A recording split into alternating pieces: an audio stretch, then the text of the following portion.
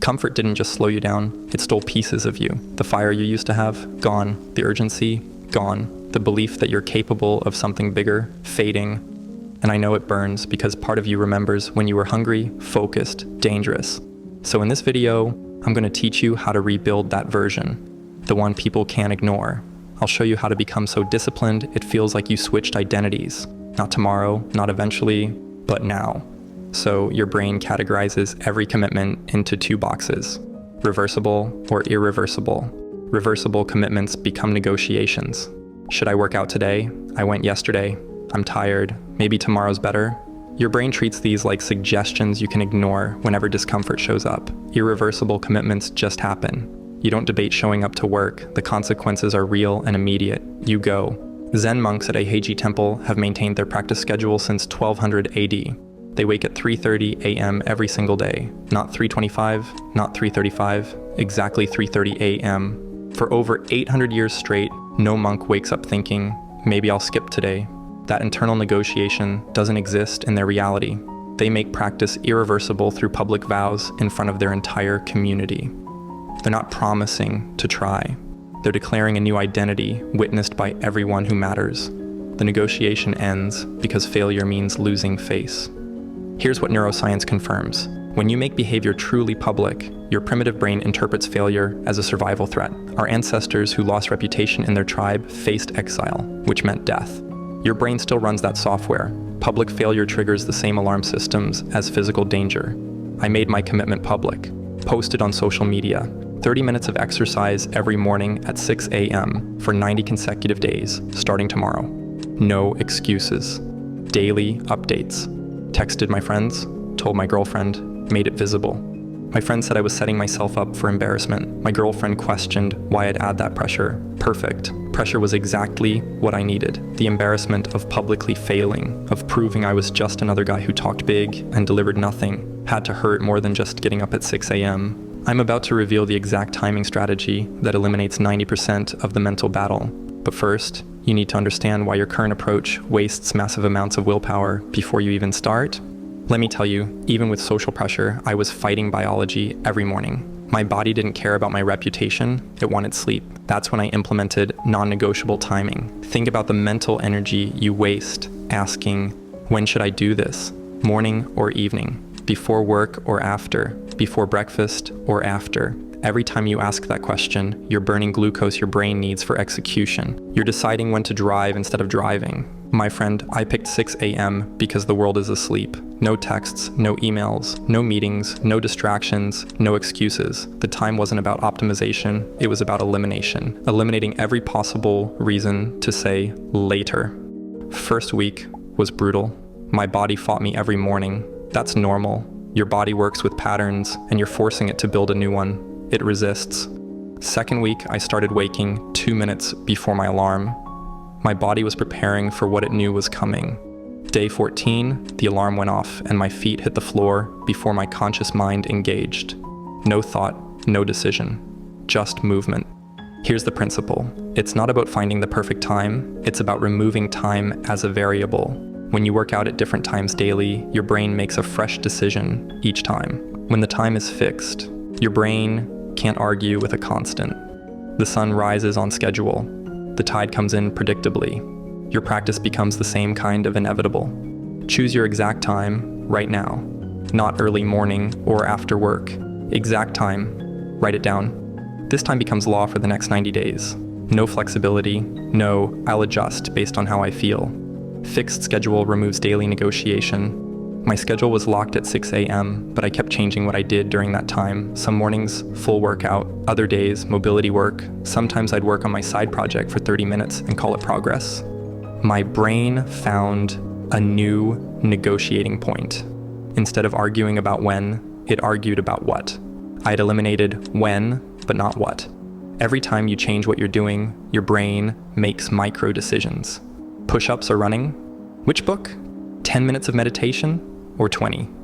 Every tiny decision is a crack where old patterns leak back in.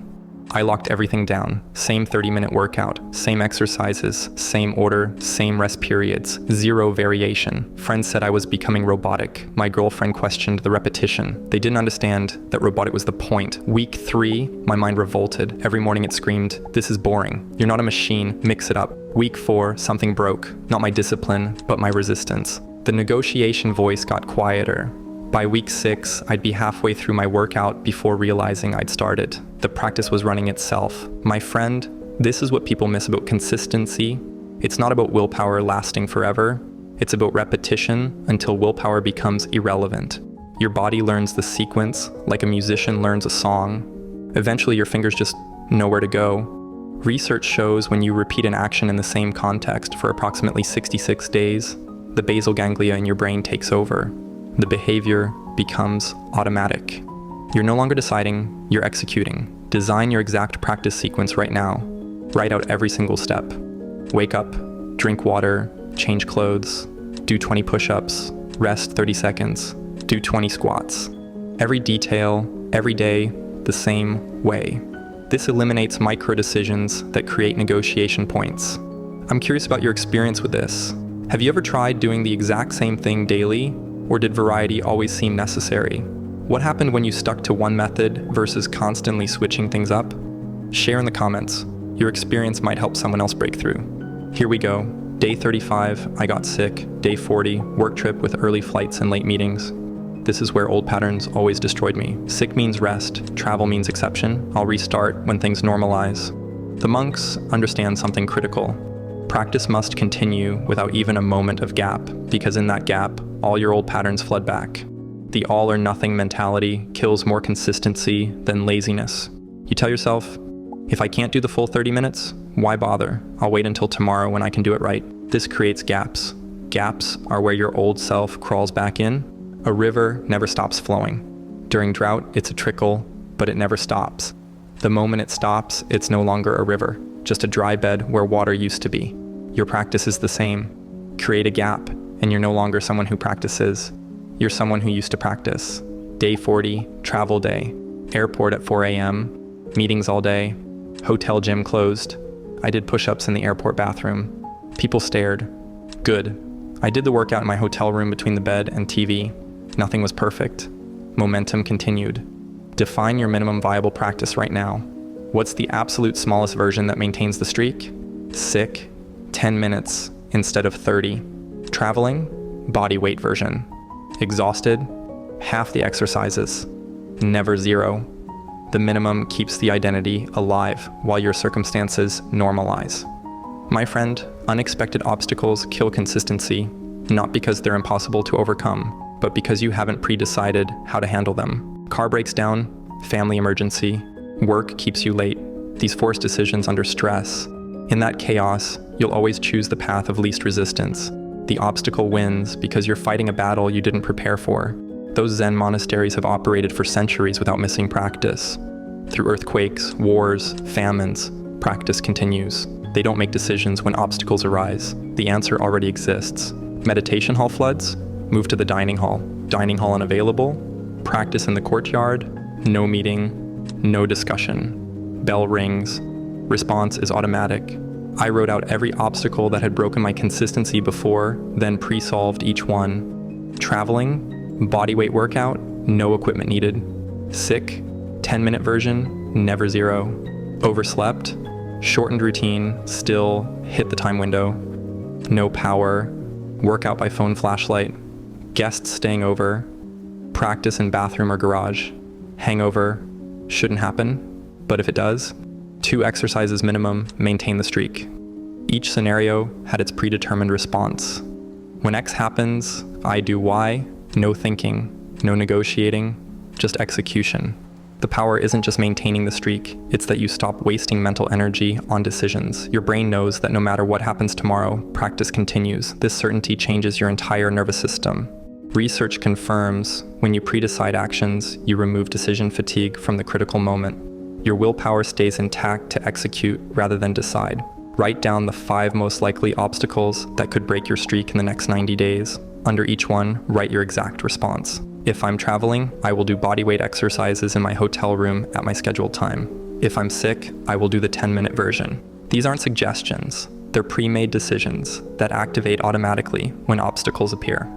By the way, I just launched YouTube memberships on the channel. If you found value in what I share here and want to support this content, members get priority replies to comments and can suggest topics for future videos. No pressure either way, but if that sounds worthwhile, just hit that join button below. I'd be honored to have you on board. Let me tell you, at day 70, my practice was completely automatic. I'd finish workouts not remembering the middle part. My body just moved through the sequence like a program running. Day 90, commitment complete. But something deeper happened. I wasn't the same person. Friends literally said, "Your consistency is kind of scary." My response? Good. When your discipline makes people uncomfortable, you're operating at the right level, your existence proves that everything they call impossible is just uncomfortable. They'll say you're obsessive, that you need balance. They need you to slow down so they feel better about standing still, but you're not doing this for them. You're doing this because you discovered something. Consistency isn't about doing something every day. It's about becoming someone who can't imagine doing it any other way. Here's what actually happens with unbroken practice. The first 30 days, you're fighting resistance. Your brain is testing whether you're serious. Days 30 to 60, resistance weakens. Your body starts adapting to the new pattern. Days 60 to 90, the behavior becomes automatic. You're no longer the person who tries, you're the person who is. The final principle I'm about to share is what makes everything else sustainable long term. It's about building social proof that reinforces your identity every single day. When I completed 90 days, people noticed. Coworkers mentioned I seemed different. Friends commented on the change. Someone said my discipline wasn't normal. These observations became fuel. Every comment reinforced the new identity. When someone says, "You're so consistent," they're not just complimenting you. They're confirming who you've become. This creates a reinforcement loop. Your consistency changes how people see you. How they see you reinforces your consistency. The identity becomes self-sustaining. But here's what most people miss. You have to protect this identity fiercely once it's established. After 90 days, I kept going. Not because I needed to prove anything, but because stopping would mean becoming someone else. The person who maintains perfect consistency for 90 days doesn't just quit on day 91. That's not who they are. Your reputation becomes your accountability. When you're known as the person who never misses, missing becomes a betrayal of identity. Not just a skipped workout. Track your streak visibly. Use a wall calendar with X marks. Post updates publicly. Tell people your current streak number when it comes up naturally. This isn't bragging, it's building social proof that reinforces your commitment. The longer the streak, the more painful it becomes to break it. This is Guoji, the practice that perpetuates itself.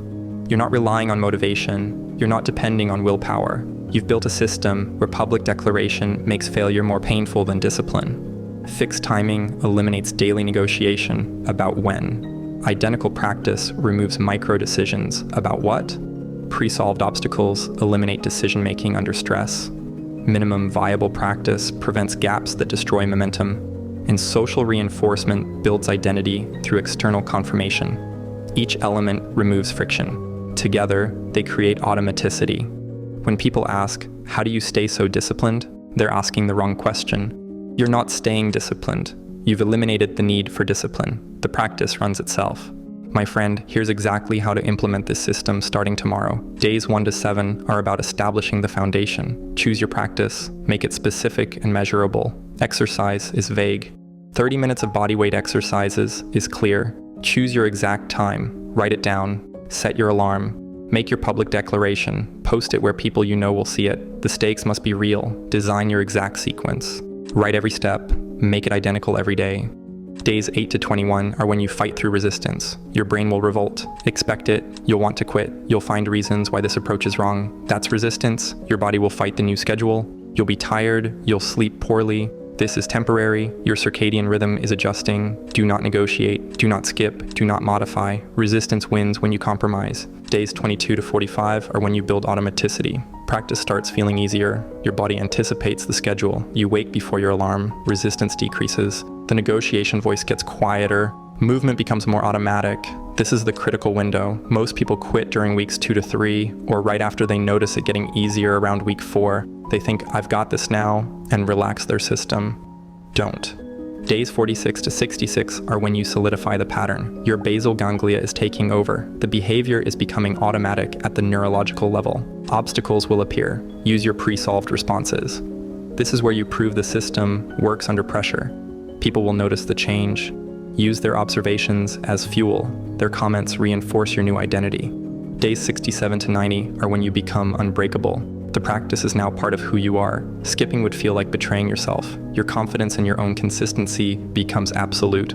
This confidence transfers to other areas of your life. You're no longer the person who tries. You're the person who is. Set your start date right now. Not next Monday, not after this busy period. Tomorrow. Write out your public declaration. Choose your time. Design your sequence. Pre-solve your top 5 obstacles. The system only works when you implement it completely, not partially.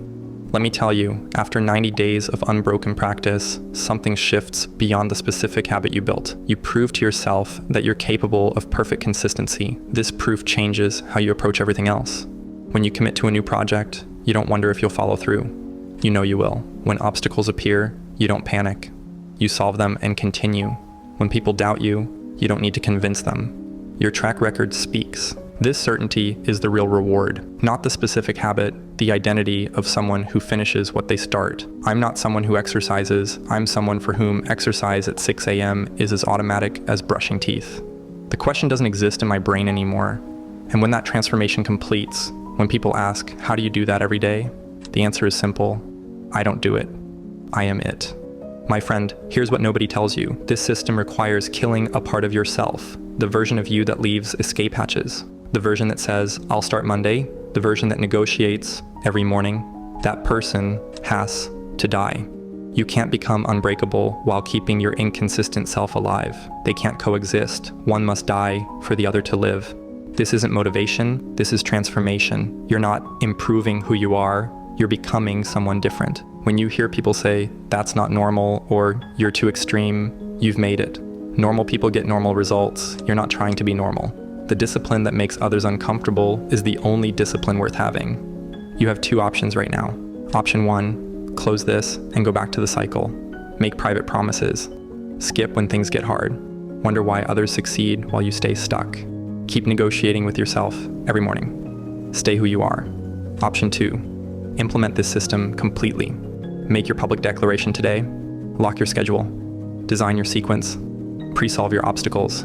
Kill your inconsistent self. Become unbreakable. The choice seems obvious, but most people choose option 1. They want the results without the death. They want transformation without sacrifice. It doesn't work that way. This system will make you different. Your friends will notice. Your family will comment. People will call you obsessive. Let them. Their comfort doesn't build your future. Right now, before you click away, write your public declaration. Post it where people will see it. Set your alarm for tomorrow. Design your exact sequence. This moment determines everything. The gap between deciding and doing is where most people lose. Don't be most people. Those 90 days were some of the hardest of my life. Not because the practice was impossible, because I had to kill the version of myself that always left an escape hatch. The version that negotiated every morning, that person had to die. What I have now is something most people never experience. Absolute certainty that when I commit to something, it happens. Not because I'm special or have superhuman willpower, because I built a system that removes willpower from the equation. The practice perpetuates itself. That's Guoji. Your inconsistent self is standing between you and the life you want. Time to let that version die. If you found this video helpful, this next video right here will take you even further. Your choice, your life, start now.